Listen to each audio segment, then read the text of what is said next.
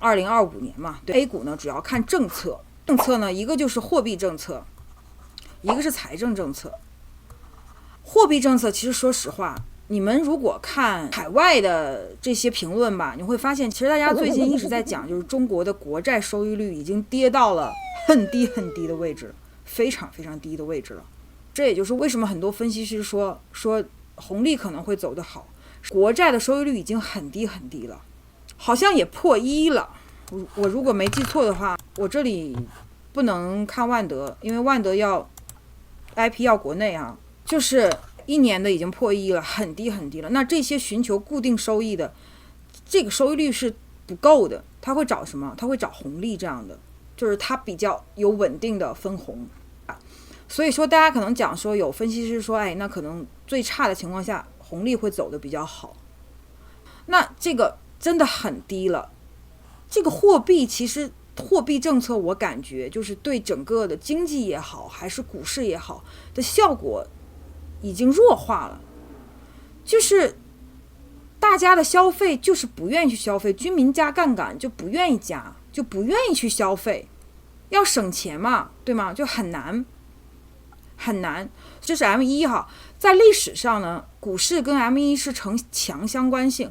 我们可以看到，其实呢，我们组团的这一次呢，我们 A 股入场很早，从哪儿开始入？从这儿开始入，因为我们的模型当中是有货币政策的。你会发现上去以后股市没有上去，股市横着走，看到吗？然后现在目前是下一轮，这是上一轮，这是上轮，上面看到吗？到这儿现在又有一个向上的拐，向上拐了，后面希望它往上走啊，至少它不产生一个负面效果啊，应该也是往上走，就是这个杠杆加不上去，明白吗？那至少货币政策呢，现在是想放不出去。那我们看，所以说我们主要抓手是财政。那大家不要觉得说靠政府花钱能不能拉得动。如果我们回去看美国政府的财政跟他们的 GDP， 你们会发现美国的 GDP 都是财政拉上去的，很正常，非常正常。2025年我们说财政赤字率，咱们中国的财政赤字率，这是券商分析师就是一个预测。假如说在这个明年的赤字率如果是 3% 的话，2023、2024好像就是 3% 左右，那就是说没有再特别的去加杠杆，财政没有特别的去发力，那么这个指数就是说股市是存在下行风险的，那就是说还是关注高股息，也就是红利。因为你国债收益率又那么低，那我就可能很多资金就会走到高股息，包括今年上半年也是红利走的比较好，到9月份之后才是成长，对吧？那如果是 3.5 的话呢，可能会有一个结构性的行情，它不是全部上去，会有一个结构性的，那可能是消费刺激跟军工类的。那军工呢，其实我也是比较看好，知道为什么吗？我们说怎么样？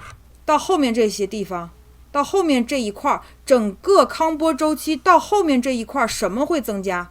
整个康波周期到后面战争会增加。为什么？因为蛋糕就那么大，战争增加怎么样？军费要上去。不一定，现在不一定真的是热战，可是在紧张的过程中，它军费就是要去保证。如果我跟你们聊，跟你们把整个货币更迭讲完之后，你们会觉得这个人类这个战争就是个循环，没有办法停的。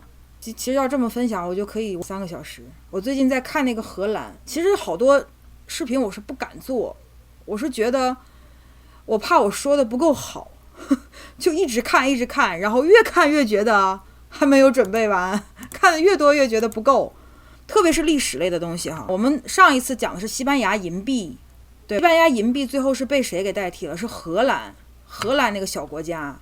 你们知道当时荷兰是西班牙的殖民地嘛？就西班牙控制荷兰。你们知道荷兰打独立战争就是为了摆脱它的控制，打了多少年嘛？咱们当时中国是8年抗战，你们猜荷兰当时打西班牙打了多少年？好像是有纪录片，那叫一个惨烈啊！我看的热泪盈眶。就是我们说每一个民族就是在这个争取独立的过程当中都有巨大的牺牲，都有那么多的英雄打了80年啊。然后你们知道吗？就是在一个这么难打了这么长时间，那出了那么多的英雄哈，这样的一个独立战争，在荷兰他们的荷兰盾成为国际货币之后，荷兰依然占有其他国家，去搞其他国家的殖民地。人性啊，你觉得哎呀这么艰难啊，看得热泪盈眶，哇，这个民族真是了不起，哎，他一样去侵略别的国家，一样的，这就是人性，这就是周期是怎么来的，明白吗？所以说我们要是去看历史，会看透很多东西。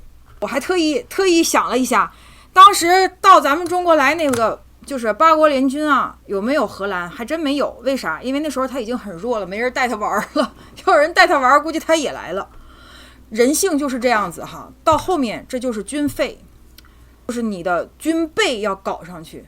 所以我倒是说，在这个位置，我会觉得在未来的几年当中，如果有结构性的行情，会去考虑一个军工方面的。那我们继续讲哈，假如这个赤字率到4%的话，就有可能顺周期。啥叫顺周期？就是整个的消费啊，整个这个大环境就会起来。我们说像港股、互联这些，本质上都是销售互联网的销售平台嘛，本质靠的还是消费。如果你整个起来的话，那么像恒生科技、港股、互联这些方向就会起来，消费与大金融这些。但是呢，就目前来看啊，就目前我们看到的一些公开的信息呢，很多专家都建议说把这个赤字率拉到4.5以上，但是具体多少我们不知道。就是说，财政赤字率，国家政府愿意出多少是很重要的。组团当中那天有人就是问了一个问题嘛，那我也跟大家聊了，就是说我们去研究国际货币呢，就会明白。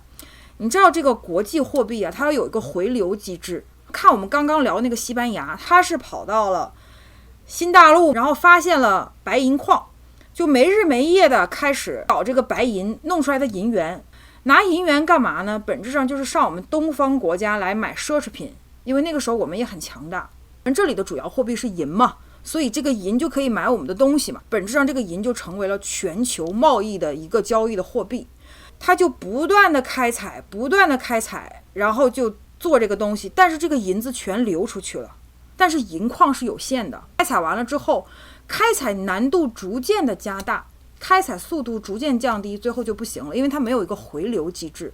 美元是怎么样？我美元流出去，我放出去，大家在国际贸易当中用我美元交易。比如说我们中国把货卖给他们，卖给美国，对吧？然后拿来的美元这些储备干嘛？再回去买他们的美债。你们看那个阿拉伯原油国家，他们卖原油赚的美元干嘛？回去买美债，然后买美股，就是它有一个回流机制。那这是一个国际货币必备的一个功能，你要让它能够回来。那什么情况下它会回来呀？他把钱放你那儿，他不亏，他能回来，对吗？如果我们搞一带一路，如果我们搞人民币交易，如果我们想把人民币的国际化做好，如果你是那个政策的制定人，你们会希望怎么样？就是一个慢牛是最好的。假如股市可以控制的话，这是最好的一个情况。同时呢，我之前也发过一个研究报告，里面论文里面写的就是你这个股市大涨大跌，其实对于整个社会是非常不好的。为什么？它会有一个财富的更加两极分化，那些顶层的有钱人越来越有钱，下面的韭菜亏得越多。所以大涨大跌、大开大合对于消费的拉动是很不好的，因为消费主要还是靠这些广大的群众。因为有钱人他该买的已经买了，你再让他增加什么消费？他本来他就有钱，对吧？谁会增加消费？他的边际效应会更多，就是广大人民群众。所以这些人只有在像房地产这样过去不是说现在常年牛市的过去当中，他才有可能积攒财富。所以假如说政策可以控制的话，他一定希望你这个市场不是大开大合的，是稳定的所以有朋友讲说，我就觉得这就是个反弹，然后后面并不看好了。我倒没有那么悲观，但是我也不认为说 A 股会走到像2015年那样的水牛大牛市上去，因为 GDP 上不去，然后光靠放水啪啪就上去，我觉得概率非常非常小。因为2015年当时我已经回国了，我在金融行业工作，我记得当时最赚钱的行业，你们知道什么行业吗？是信托行业，信托公司啊发出来的信托全部都怼到股市当中，加杠杆加的非常非常严重哈。如果是政策来做的话，他会希望你的是一个这样的过程。如果说不管是震荡格局，还是说可以产生一个共振的话，在这两种情况下，可能就会有春季行情。这是我的期待，不一定，我们只是这么想。就是我们做投资不能说我就要玩你这个春季行情。跟我很多很多年的朋友知道，我不单独做春季行情的。好，但是我现在不想从市场出来，因为我们的策略就是底部进去，顶部出来，不管等多长时间。因为你中间操作来操作去，并不是那么容易，它不可持续的。就是我自己的定位，我自己是这么琢磨的。你说我想出来，到时候再进去，说实话，这么多个人，有几个人能做到每天盯着盘去研究？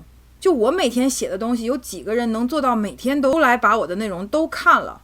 可能一个星期过来把前面全看了，因为大家都忙，所以对于家庭资产来说，其实说实话，搞明白这个东西，大的方向上不要出大错就可以了。